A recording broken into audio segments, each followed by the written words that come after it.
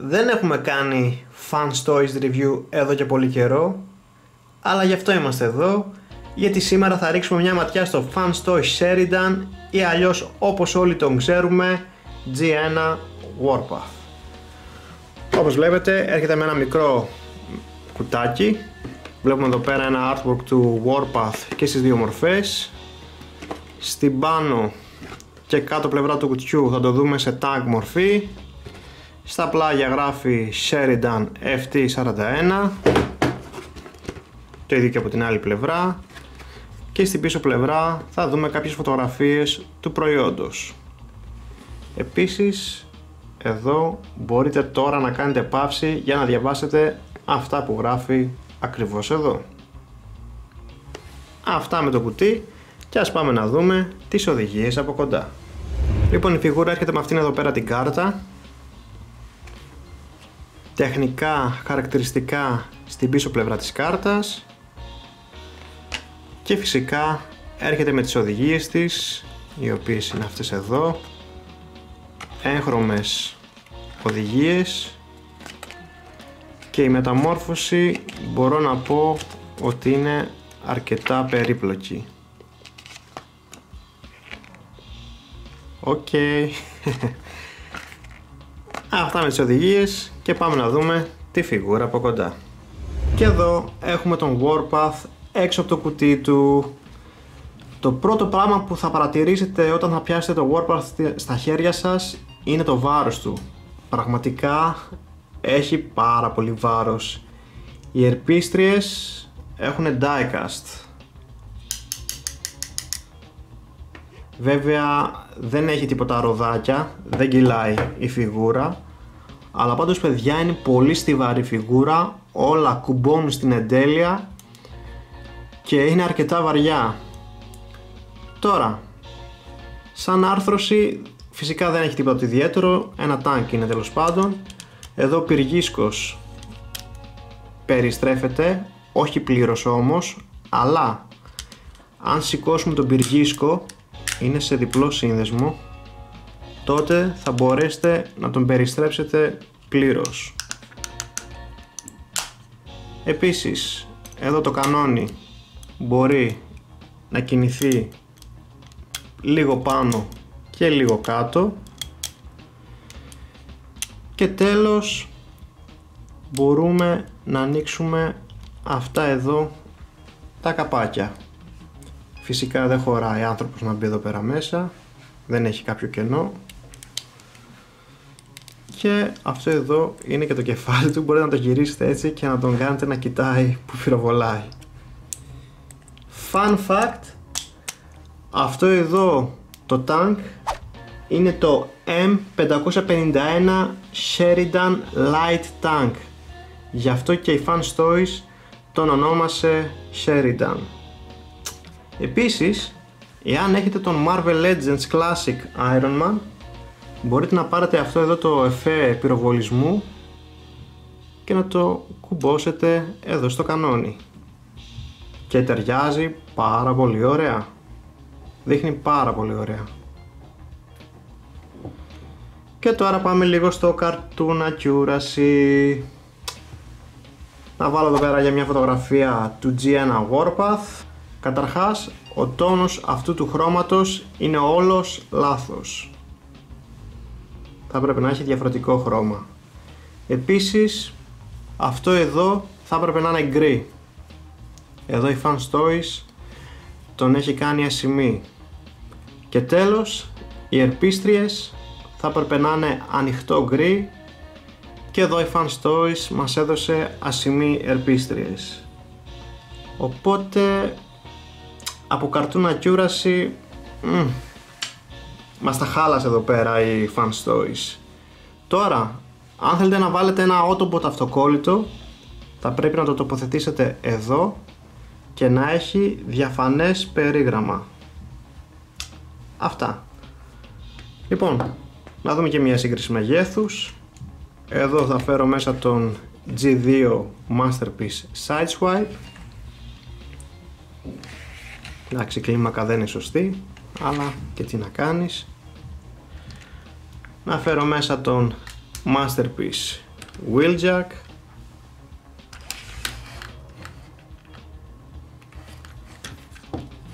βλέπετε τις διαφορές. Και να φέρω έτσι για το γαμότο και τον Ectotron από τους Ghostbusters.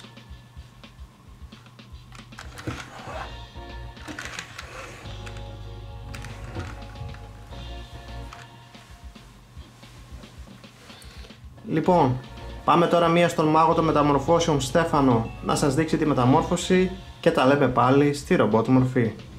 Χαίρετε παιδες. Λοιπόν, πάμε λίγο να δούμε και τη μεταμόρφωση που δεν είναι και τόσο ευχάριστη. Αρχικά θα κλείσουμε το κανόνι προς τα μέσα. Θα σηκώσουμε τον πύργο για να έχουμε λίγο χώρο εδώ πίσω. Θα σηκώσουμε αυτά εδώ και θα έρθουν να κουμπώσουν εδώ.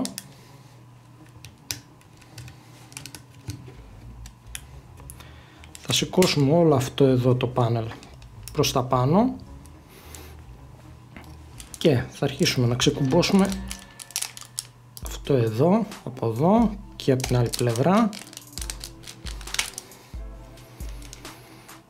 Έτσι, με το που το κάνουμε αυτό θα έρθουμε εδώ μέσα και θα σηκώσουμε αυτά εδώ τα κομμάτια προς τα πάνω. Αυτά θέλουν πάρα πολύ προσοχή γιατί πολλοί έχω ακούσει ότι τα σπάνε. Είναι μικρά και ξεχνιούνται πολύ εύκολα στη μεταμόρφωση. Λοιπόν, μετά θα έρθουμε εδώ και θα φέρουμε αυτό το κομμάτι εδώ προς τα έξω.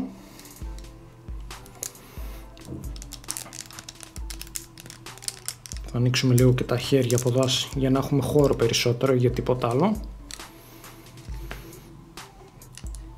Και μετά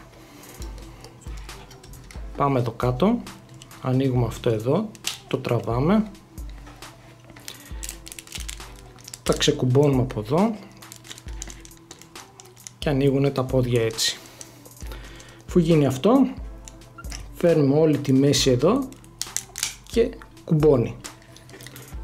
Εδώ διπλώνει προς τα μέσα και αυτό εδώ και πάμε να φτιάξουμε λίγο τα πόδια για να ξεμπερδεύουμε. Λοιπόν, αρχικά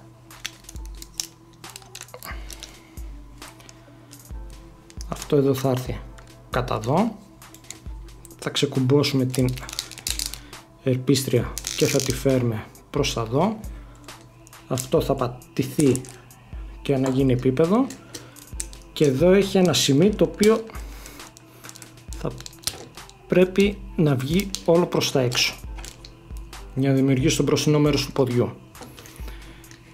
Και τώρα εδώ θα χρειαστούμε ένα εργαλείο, θα πρέπει να ξεκουμπώσουμε αυτό εδώ το κομμάτι, το φέρνουμε εδώ, το γυρίζουμε προς τα εδώ, το τεντώνουμε και όλο αυτό για να έχουμε χώρο για να γυρίσουμε την ερπίστρια έτσι. Και αφού γυρίσει η ερπίστρια, αυτό εδώ το φέρνουμε προς τα εδώ και όλο αυτό γυρίζει και κουμπώνει εδώ πέρα. Αφού γίνει αυτό, πιέζουμε αυτό το κομμάτι, την πατούσα προς τα κάτω και το γυρίζουμε μπροστά, το φέρνουμε για να ισιώσει το πόδι και αυτό εδώ το μικρό, το πλαστικό, το φέρνουμε κατά μέσα για να μπορέσει να κλειδώσει το γόνατο και το ένα πόδι είναι έτοιμο.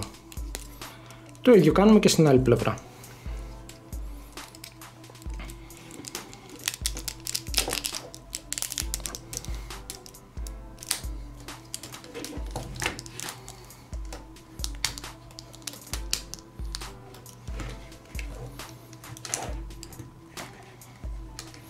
Παίρνουμε το ένα εργαλειάκι, είναι απαραίτητο.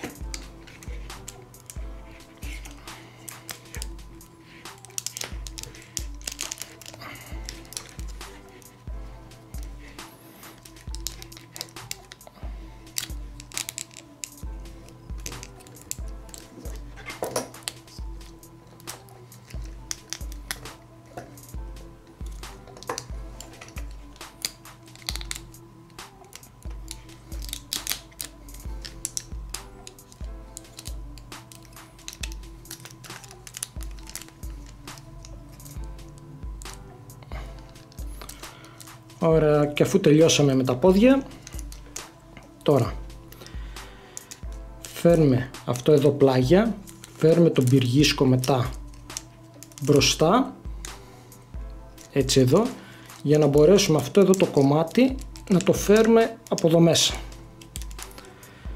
Και αφού γίνει αυτό, φέρνουμε τον πυργίσκο από εδώ πλάγια για να σηκωθεί αυτό εδώ το κομμάτι και όλο αυτό γυρνάει προς τα πίσω.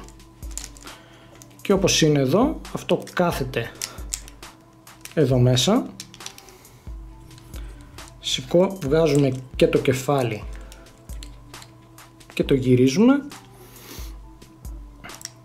και φέρνουμε τον πυργίσκο εδώ κάτω και κουμπώνει. Μετά όλο αυτό εδώ τώρα θα πρέπει να φέρουμε και να περαστεί μέσα από το κεφάλι του Warpath.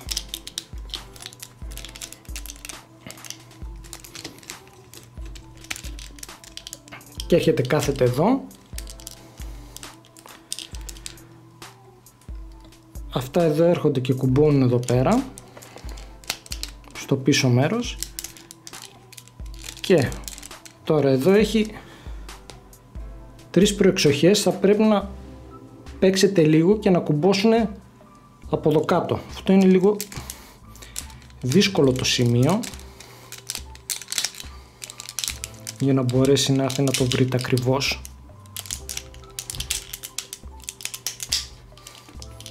Δεν με πέδεψε τόσο, πάλι καλά.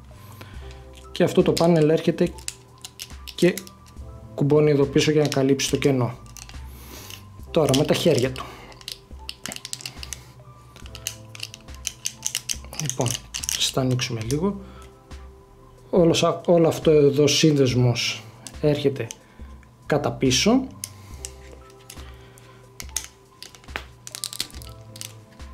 Τεντώνουμε το χέρι, ανοίγουμε αυτό το πάνελ για να βγάλουμε τη γροθιά.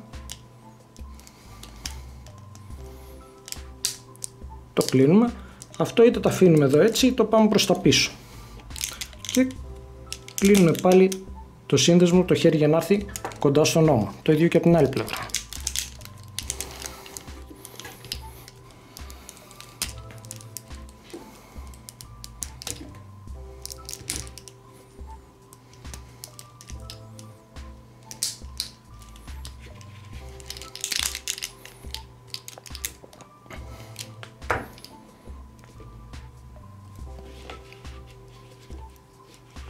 Γίναν όλα τέλεια και ο Warpath είναι έτοιμος στη ρομπότ μορφή του. Πάμε πίσω στο Στάθη.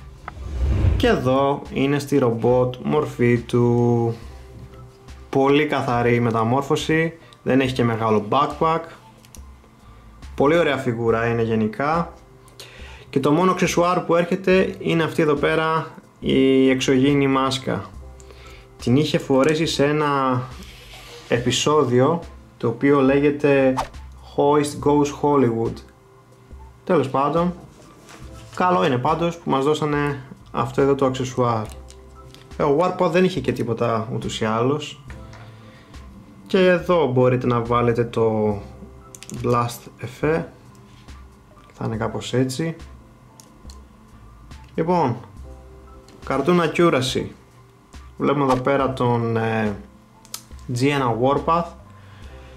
Καταρχάς, οι αναλογίες είναι λάθος.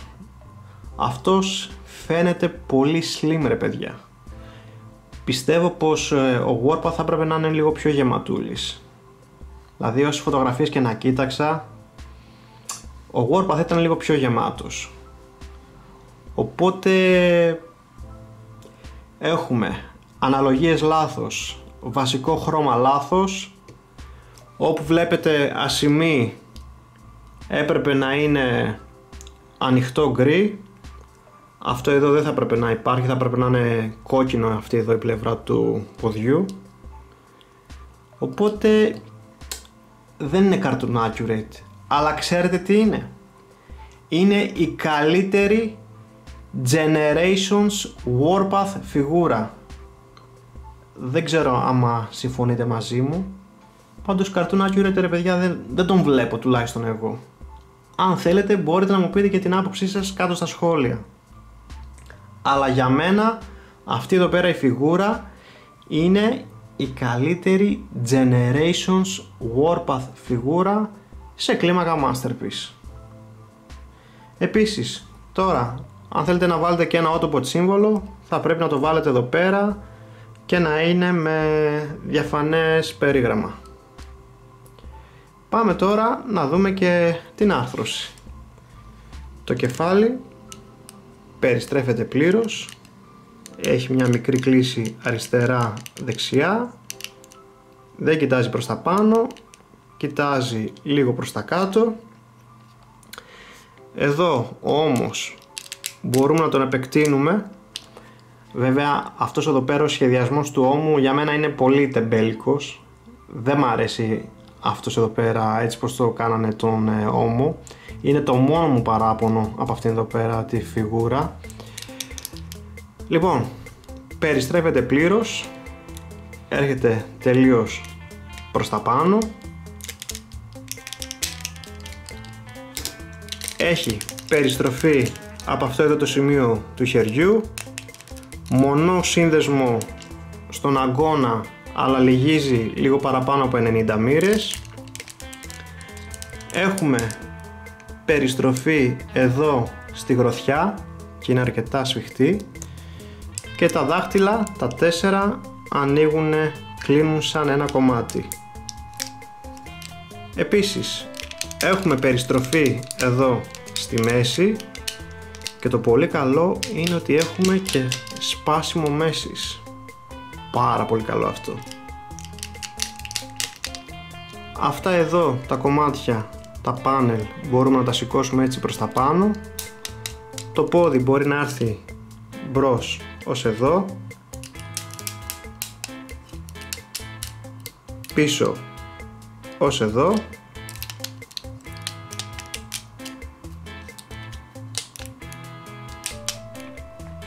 πλάγια. Έχουμε περιστροφή από εδώ πέρα ψηλά στους μυρούς. Έχουμε μονό σύνδεσμο στο γόνατο και έτσι το γόνατο μπορεί και λυγίζει 90 μοίρες. Εδώ το πόδι δεν περιστρέφεται, κινείται πολύ λίγο προς τα κάτω, κινείται λίγο προς τα πάνω και έχει μια πολύ ωραία κλίση αστραγάλου. Επίσης μπορείτε να επεκτείνετε από εδώ το πόδι έτσι ώστε να δώσετε περισσότερη κίνηση προς τα κάτω, αλλά εντάξει δεν θα φαίνεται φυσικό αυτό. Καλή είναι η άρθρωση του, αρκετά καλή. Τώρα έχουν αναφερθεί σε πολλούς συλλέκτες ότι σπάει εδώ πέρα ένα κομμάτι μέσα στο γόνατο. Παιδιά, για να το αποφύγετε αυτό, χαλαρώστε τη βίδα που είναι ακριβώς εδώ. Γι' αυτό και εδώ πέρα σε εμάς, άμα δείτε, το γόνατο είναι χαλαρό. Ήταν υπερβολικά σφιχτό εδώ το γόνατο και έτσι χαλαρώσαμε αυτήν εδώ τη βίδα. Οπότε κάντε και εσείς αυτό και δεν θα έχετε κανένα πρόβλημα. Όπως βλέπετε το κρατάει το γόνατο. Απλά τώρα άμα τον έχεις έτσι ας πούμε όρθιο, βλέπετε το γόνατο είναι κάπως χαλαρό. Αλλά καλύτερα να έχετε τη φιγούρα σας σε τέλεια κατάσταση παρά να είναι σπασμένη, εννοείται αυτό. Και επίσης κάτι άλλο που μου αρέσει είναι τα βαμμένα μπλε μάτια του. Φοβερό βάψιμο για τα μάτια. Πάρα πολύ ωραίο αυτό το χρώμα το μπλε που έχουν δώσει για τα μάτια του.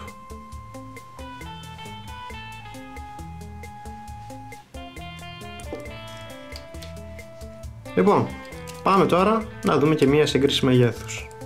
Εδώ θα το δούμε δίπλα στον Masterpiece Inferno, δίπλα στον Mastermind Creations Trailbreaker, δίπλα στον Generation Toy Jazz, δίπλα στη Fans Toys RC και τέλος δίπλα στον Masterpiece MP10 Optimus Prime.